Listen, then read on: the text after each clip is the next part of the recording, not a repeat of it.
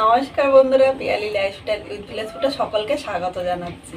আজকে দেখো এখানে আমি দুটো তাল এনেছি। তালের দুর্দান্ত একটা রেসিপি তোমাদের সাথে শেয়ার করব। আমরা তো তাল আনলে তালের বড়া করে তেলে দিই, আজকে তেল ছাড়া তোমাদের সাথে শেয়ার করব। ভিডিওটা স্কিপ করবে না, প্রথম থেকে শেষ পর্যন্ত দেখার অনুরোধ রইল। তাহলে কিভাবে করছে চলো আগে দেখে নেওয়া যাক। এখানে দুটো তালের একটা তাল আমি রেখে দিলাম, কারণ দুটো তালের পিঠে করলে অনেকটা হবে, আর একটা তালের আমি আজকে বড় তালের পিঠেটা করবো। তালটা প্রথম দেখো এইভাবে একটু বাড়ি দিয়ে নিলে তালটা কিন্তু নরম হয়ে যায়, আর খুব সহজে তোমরা কিন্তু তুলে নিতে পারো। অবশ্যই এই টিপসটা ব্যবহার করে তোমাদের অনেক কাজে আসবে। এবার তালটা আমি প্রথমে এই নৌকোটা আমি খুলে নিলাম। এবার দেখো আমি একটু বাড়ি দেওয়া তো কি সুন্দর তালের এইগুলি খুলে যাচ্ছে, দেখেছো? আর তালটা একদম নরম হয়ে গিয়েছে, খুব সহজে তোমরাও কিন্তু খুলে নিতে পারবে। অল্প টাইমে তোমরা এই কাজটি করে নিতে পারবে। তালের অনেক রকমের পিঠে খাই, আর এইভাবে এই পিঠেটা একদম নতুন তোমাদের সাথে আজকে আমি শেয়ার করছি। অবশ্য তোমরা বাড়িতে একবার করো, তেল ছাড়াও যে এত সুন্দর লাগে তোমরা না খেলে কিন্তু বিশ্বাস করবে না। বন্ধুরা তালটা দেখো ভালো করে পরিষ্কার করে নিয়েছে, খুব সহজে তোমরাও করে নিতে পারবে।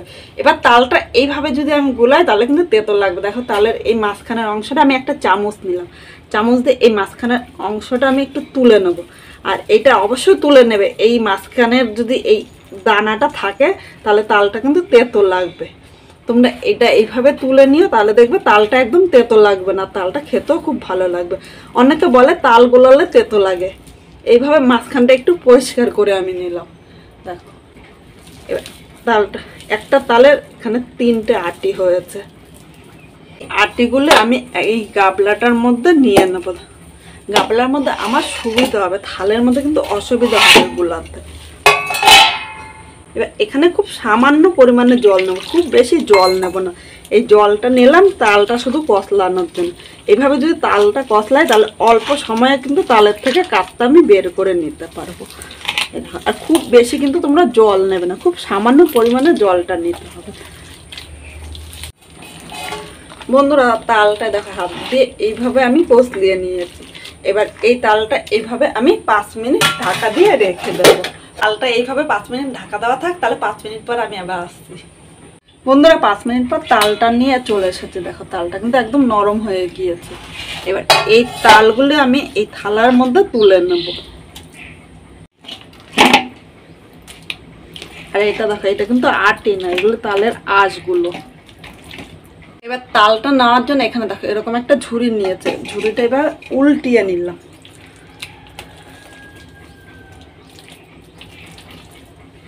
এবার এই ঝুড়ির মধ্যে আমি তালটা নিয়ে নেব। আমার তো ঝুড়ি দিয়ে সুবিধা হয়, তোমাদের যেরকম সুবিধা হয় সেরকমই নিও। আমাদের গ্রামের বাড়িতে কিন্তু এইভাবেই ঝুড়ি দিয়ে, আগে দেখতাম মা এইভাবে করতো। ঝুড়ি দিয়ে নিলে খুব তাড়াতাড়ি তালের এই কাঠগুলো পড়ে যায়। এই দেখো বন্ধুরা, দেখেছো অল্প টাইমে আর তালটা কি সুন্দর পড়ছে। এইভাবে ঝুড়ি দিয়ে করলে খুব অল্প টাইমে তোমরা নিয়ে নিতে পারবে।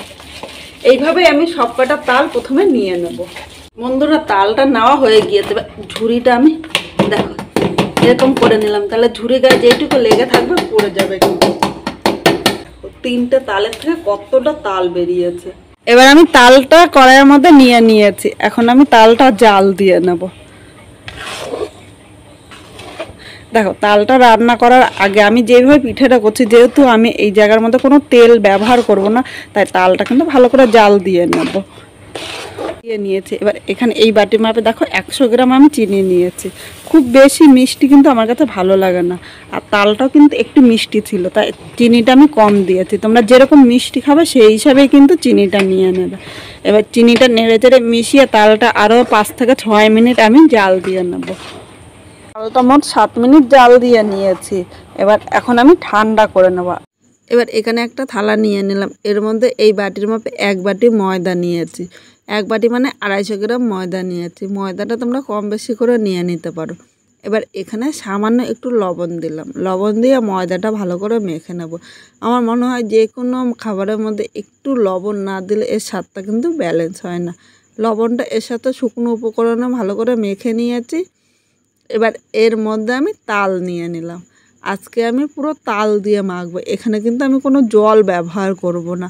তোমরা চেষ্টা করবে পুরোটা কিন্তু তাল দিয়ে মাখার জন্য, কারণ জল দিলে এটা কিন্তু খেতে পরে ভালো লাগবে না। এখানে তালটা আমি নিয়ে নিলাম। এবার প্রথমে আমি এইভাবে মেখে নেব, আর যদি পরে মনে হয় যে একটু শক্ত হয়ে গিয়েছে পরে কিন্তু আবার আমি তাল দিয়ে এর সাথে ভালো করে মিশিয়ে নেব। আমরা নর্মালি যেরকম আটা মাখি সেরকমই কিন্তু মাখতে হবে, খুব বেশি শক্ত বা খুব বেশি কিন্তু নরম করে মাখা যাবে না। এখানে দেখো ময়দাটা মেখে নিয়েছি, আর তোমরা দেখেই বুঝতে পারছো খুব বেশি কিন্তু শক্ত বা খুব বেশি কিন্তু নরম করিনি, এইভাবেই কিন্তু মেখে নিতে হবে। এবার এই ময়দা থেকে দেখো ছোট ছোট এরকম গোলা করে প্রথমে গোল করে নিলাম, তারপর হাতের সাহায্যে এরকম লম্বাটে করে নিয়েছি। আমি এরকম লম্বা করে নিয়েছি, আর তোমাদের ইচ্ছা মতো কিন্তু তোমরা করে নিতে পারো। আমি যেরকম করছি তোমাদের সেরকমই করতে হবে তা কিন্তু না। আর এরকম লম্বা লম্বি করে নিলে দেখতে ভালো লাগে, শুধু দেখতে ভালো লাগার জন্য আজকে এইভাবে করছি। একদম নতুন একটা তালের রেসিপি তোমাদের সাথে শেয়ার করছি, ভিডিওটা স্কিপ করো না, প্রথম থেকে শেষ পর্যন্ত দেখার অনুরোধ রইল। আর এইভাবে একবার করে দিলে, যারা অনেকে তো তেলের ভয়ে খেতে চায় না, তারা কিন্তু বলবে যে বারবার এইভাবেই করার জন্য। প্রথমে এইভাবে আমি সবকটা রেডি করে নেব।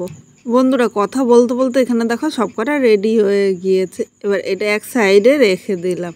এদিকে একটা কড়াই বসিয়ে দিয়েছি, কড়াইয়ের মধ্যে জল দিয়ে দিলাম। এবার ঢাকনি দিয়ে জলটা ফিটে গরম করে এখানে একটা ছিদ্রযুক্ত থালা নিয়েছি, এই থালার মধ্যে আগের থেকে তেল মাখিয়ে নিয়েছিলাম। এবার যেই কটা আমি পিঠাগুলো তৈরি করে রেখেছি এরকম নিয়ে থালার চারি সাইডে এরকম আমি ছড়িয়ে দিলাম, আর চারিপাশে ছড়িয়ে দিলে এর ভাবটা কিন্তু খুব সুন্দর হবে। এদিকে দেখো জলটা কিন্তু গরম হয়ে গিয়েছে, এবার ঢাকনিটা আমি তুলে নিলাম। এর উপরে আমি এবার থালাটা বসিয়ে দিলাম, এরকমভাবে বসাতে হবে যাতে জলটা এর গায়ে না আসে। এবার আমি ঢাকনিটা দিয়ে ঢেকে দিলাম। দেখো ঢাকনির মধ্যে একটা ছিদ্র আছে, এই ছিদ্রটা আমি একটা কাগজ দিয়ে বন্ধ করে দিলাম যাতে ভেতরে বাষ্পটা বাইরে বেরিয়ে না আসে। এইভাবে আমি 4 থেকে 5 মিনিট রেখে দেবো। 5 মিনিট পর চলে এসেছে, এখন ঢাকনিটা আমি তুলে নিলাম। এবার থালাটা কিন্তু প্রচণ্ড গরম, তাই একটা কাপড় দিয়ে ধরে আমি থালাটা নামিয়ে নিলাম। এখন আমি আরও 5 মিনিট রেখে এই পিঠেগুলো ঠান্ডা করে নেব। এর মধ্যে পাশের আর একটা উনানে আমি এখানে দেখো 500 দুধ নিয়েছি, দুধটা আমি জাল দিয়ে নেব। দুধটা আমি 3 বার বলক তুলে নেব, আর দুধটা কিন্তু খুব বেশি গাঢ় করতে হবে না। দেখো এদিকে দুধটা জাল দেওয়া হয়ে গিয়ে এবার এই দুধের মধ্যে আমি হাফ বাটির মতো চিনি নিয়ে নিলাম। তোমরা মিষ্টি যেরকম খাবে সেই হিসাবেই চিনিটা নেবে, সামান্য হলো একটু মিষ্টি দেবে, কারণ মিষ্টি না হলে কিন্তু খেতে ভালো লাগবে না। এবার চিনিটা নেড়ে চেড়ে মিশিয়ে আরও 5 মিনিট জাল দিয়ে নেবো, তার চিনিটা কিন্তু এর সাথে মিশে যাবে। এর মধ্যে বাটির মধ্যে আমি 1 কাতা দুধ নিয়ে নিলাম। এই দুধটা কী কাজে লাগছে অবশ্যই তোমাদের দেখতে হবে কিন্তু, কারণ এই দুধটাই কিন্তু এর স্বাদটা আরও দ্বিগুণ বাড়িয়ে দেবে। এখানে দেখো দুধটা জাল দেওয়া হয়ে গিয়েছে, এবার একে একে এই জায়গায় আমি সব নিয়ে নিলাম।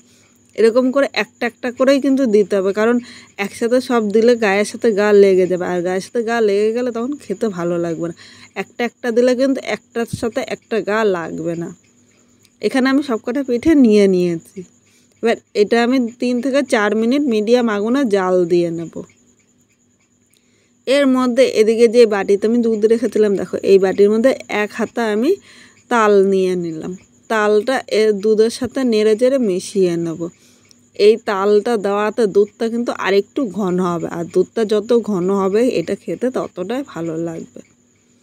এখানে দেখো তালের সাথে আমি দুধটা ভালো করে মিশিয়ে নিয়েছি। এবার এদিকে আরেকবার আমি একটু নেড়ে চেড়ে নিলাম, নাহলে কিন্তু এক পিঠ সেদ্ধ হবে আর অন্য পিঠটা কাঁচা থাকবে, তখন ভালো লাগবে না। এভাবে আর 1 মিনিট আমি এইভাবেই রান্না করে নেব। এবার এর মধ্যে যে তালটা আমি গুলিয়ে রেখেছিলাম এর মধ্যে দিয়ে দিলাম, এর সাথে নেড়ে চেড়ে মিশিয়ে নিলাম। আর 1 থেকে 2 মিনিট এইভাবে আমি রান্না করে নেব, আর আস্তে আস্তে দুধটা কিন্তু আরও ঘন হয়ে যাবে। আজকে সাধারণভাবে তালের এই পিঠেটা করেছি, তোমাদের কীরকম লাগলো কমেন্ট করে জানাতে কিন্তু ভুলো না। নতুন কোনো বন্ধু আমার এই ভিডিওটি দেখতে আসলে ভালো লাগলে একটা লাইক শেয়ার ও কমেন্ট করো, সাবস্ক্রাইব করে পাশে থেকো যাতে নতুন নতুন ভিডিও আপলোড করলে সবার আগে নোটিফিকেশান আপনার কাছে পৌঁছে যায়। বন্ধুরা এখানে দেখো দুধটা কিন্তু অনেকটা ঘন হয়ে গিয়েছে, আর এই দুধটা ঠান্ডা হওয়ার পরে কিন্তু আরও ঘন হয়ে যাবে, তাই এর থেকে বেশি টানানো যাবে না। এবার একটা পাত্রের মধ্যে নামিয়ে নিলাম। তাও থাকতে থাকতে অবশ্য বাড়িতে একবার করার অনুরোধ রইল, এইভাবে করলে যে খায় না সেও কিন্তু বারবার বলবে এইভাবেই করার জন্য।